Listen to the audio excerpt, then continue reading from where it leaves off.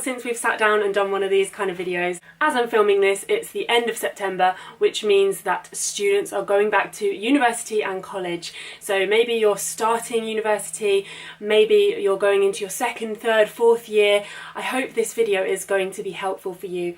I wanted to make a video about money to add to my money series playlist. So if you haven't seen those videos, have a look at my description box down below. You'll find a link to the playlist for the money series, and you can watch the other videos that I've recorded about finance. I've made a lot of money mistakes, so I'm trying to pass a bit of knowledge on to you guys, and hopefully you'll find some tips that you find useful. Make sure you watch this video all the way to the end, because I do think I've got some tips that you haven't heard before, and maybe you can share it with your friends if you think they'll find it useful as well. If you're new to my channel, then hello, welcome. My name's Sarah. I'm a doctor in the UK, and I make videos about my life as a doctor and do vlogs and things like that, but also make videos like this and videos about what I get up to in my free time. So if you aren't subscribed already, hit that subscribe button down below, and if you enjoy this video, hit the thumbs up button, because it lets YouTube know that you found some value in it. A lot of the time when I was at university, I felt like money was something that kind of held me back because I didn't really feel like I had enough of it. I didn't always budget in the best way. What I wish I'd done is I wish I'd sat down and created a budget. The best thing to do at the start of term is to work out all of your outgoings for the term ahead, and even the year if you want to be that organised. You can do it on pen and paper, you can do it on the computer, you might be able to find an app that will help you with this. Basically, you want to include all of the major outgoings, so things like your rent, your bills, any loans or fees that you have to pay to the university. Then also things like food, travel, clothing, textbooks, going out. I know that you won't be able to account for it all exactly, but it's good to have a rough idea of how much money you think you need for that whole term. Then you need to sit down and work out how much money you have already in your bank and how much money you will have access to over the course of that term. So for example, you might have student loan payments coming into your bank, you might have some money saved up from before university or from the holidays, you might have some money coming in from family, and maybe you have a part-time job or a side hustle that brings you a bit of income in. At this point, you can work out if there is any difference between the money you expect to go out and the money you expect to come in. If there happens to be a big discrepancy between the two, i.e. you've got more money going out than you have coming in, then it would be worthwhile thinking of whether you can scale back some of the outgoings, or whether you could get yourself a part-time job or have some other way of making some money come into your bank account. That way, at the end of term, you won't get a horrible surprise and not be able to afford food and going out with your friends. I would also encourage you to make sure that you have an emergency fund saved up, maybe a few £100s that can be used in case you need to suddenly go home and pay for transport for it, or just something else that crops up that you didn't expect. That way you're not living in fear that your bank account is just going to run to zero, and then suddenly if something happens you don't have any money to deal with it. I find that having a safety net in my bank account means that I have more confidence, and that I just generally feel happier knowing that I've got a bit of money sat in my account just in case. I remember when I first got my car and I didn't have that safety net. I had to get something repaired on it, and it cost £200, and all of a sudden my bank account was nearly at zero. I hadn't accounted for the fact that I would need this repair doing, and it just was a really stressful time. And I've had many times like that through university where unexpected things have cropped up and I haven't had the money to pay for it, so I've ended up having to work extra shifts and things like that. So I wish I had had a safety net, and I would encourage you to have one in your bank. I well and truly learnt my lesson from that experience, and since being a student at that time, I've always put a bit of money away every month for my car. And I also have quite a substantial safety net saved now, so that if any other emergencies crop up, I'm not running my current account down to zero. My next tip is to make sure that you are signed up for online banking on your phone. This means that you'll be able to check your balance really easily. You won't be just sort of guessing at how much money is in your account. You're less likely to go overdrawn if you know exactly what amount of money is in your account. There's also an app which I haven't personally downloaded, but I've heard of, and I think it looks really good. It's called Yolt, and it's a budgeting app which allows you to view all of your different bank accounts if you do have different bank accounts, and see how much is in each one. It also allows you to track your spending, so once you make a payment for something, it will allocate it to, for example, food or entertainment, and it allows you to see how much money you have spent in each of those categories, so you can rein in your spending if you want to.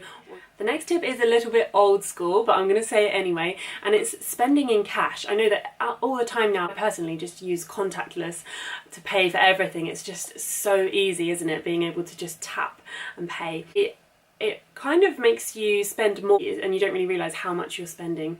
So if you've worked out your budget and you've worked out how much money you have to spend on things like going out each week, divided up through the term, you could get out that amount of money each week from the cash point at the Students' Union or somewhere and only spend that amount.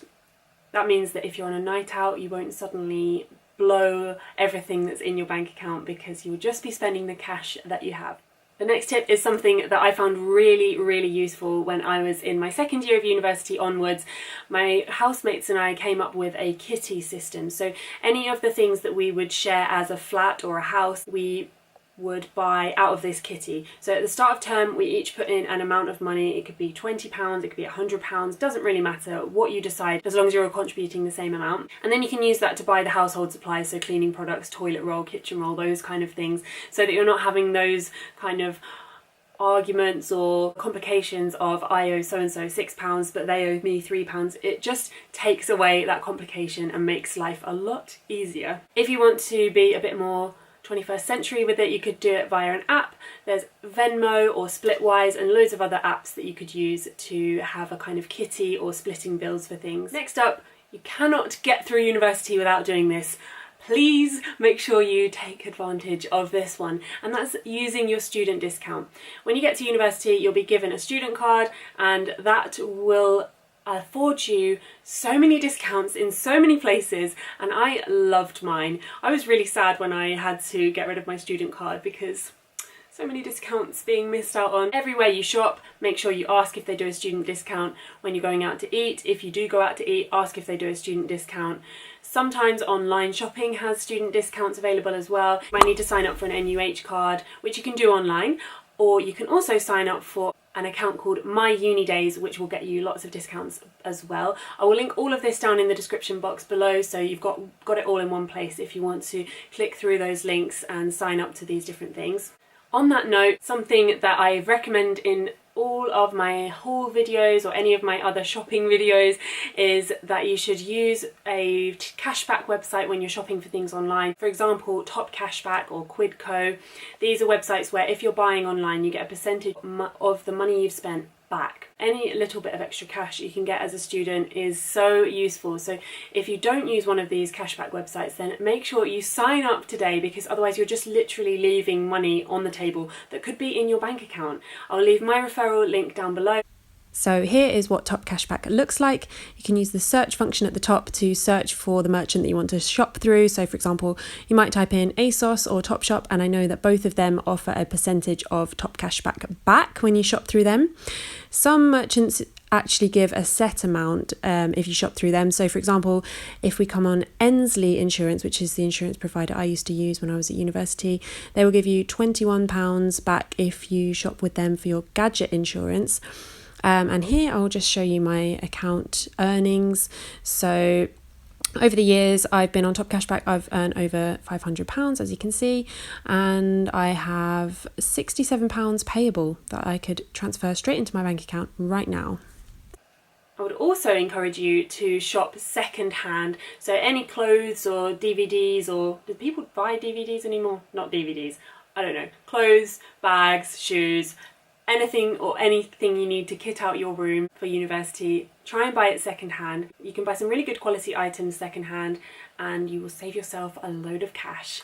On that note, I would also recommend buying your textbooks second hand if you do even need to buy them. Otherwise, rent them from your university library. They might have a waiting list that you can sign up for if that book isn't available. And also you can rent books online. There's some websites that are really good for this. So for example, Amazon Rentals. And your university might be able to provide you with some other links to rental sites online. I spent a ridiculous amount of money on buying textbooks brand new, and I kind of wish that I hadn't done that, because although those textbooks were useful for that particular module, I would say that I could have saved a lot of money by renting them or just borrowing them from an online library when they weren't available in my university library. On the topic of not buying things brand new, I would also recommend that you buy refurbished technology. So if you need to buy yourself a laptop or an iPad or something like that for university, have a look at buying a refurbished one. You can buy these from Amazon or you can buy them direct from the Apple website if it is an Apple product that you want to buy.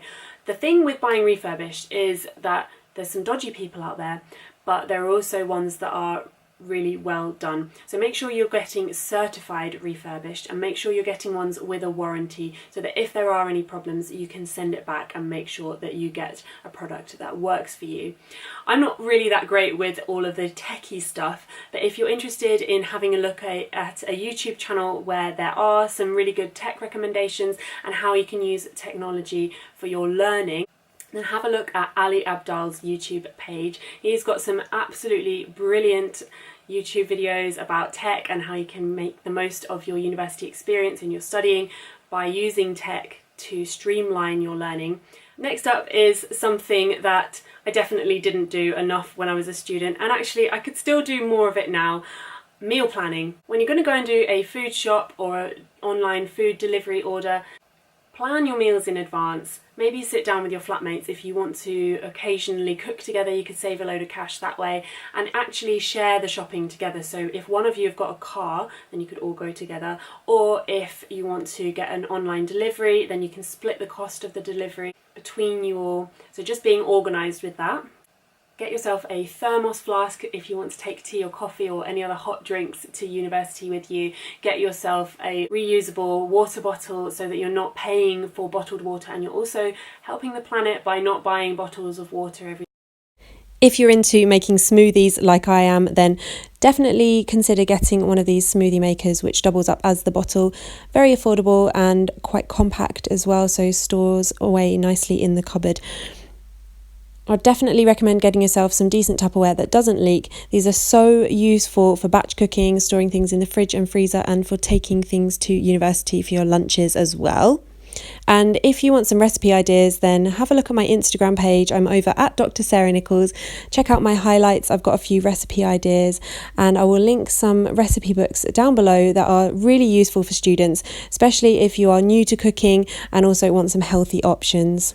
Plan your packed lunches, take packed lunches, don't buy them from the university, they will be so expensive. I actually found that the time that I was at university was a really good opportunity to learn to cook meals, find out what I like. It's the first time I'd lived away from home, so it was the first time that I was making sure that I ate 3 square meals a day and that I was cooking for myself, buying food for myself, and it's just a great opportunity to discover what you do and don't like. I'll link some lunch boxes and some thermos flasks and water bottles down below if you want to have a look at those. And my final tip is that if you're going to be going and travelling, going back home for the weekend or going to visit friends at other universities, you'll often be going via train. And there is a website called TrainSplit where it works out a discount for your journey that you wouldn't find on the normal National Rail website. So for example, if you're taking a long journey, when you buy it on National Rail, it will just work out the cost from A to B. If you go on this TrainSplit website, it will buy the tickets from this station to this station, this station to this station, this station to this station, and it actually gives you a discount. When I found that when I was at university, it was an absolute game changer for me. It saved me loads of money, and I will pop a link in the description box below for you to use that when you're buying your train tickets, because I know that I personally travelled by train at least every month to get to go and see a friend or family, so have a look at that and save yourself a bit of cash. So here's a little list of all of the tips that I've mentioned today. Budget and have an emergency fund. Use online banking. You could get your money out in cash and only spend that. Don't forget to start a kitty with your housemates. Always use your student discount. Use Topcashback when you're shopping online. Make sure that you are borrowing or renting textbooks wherever you can. Buy your tech refurbished.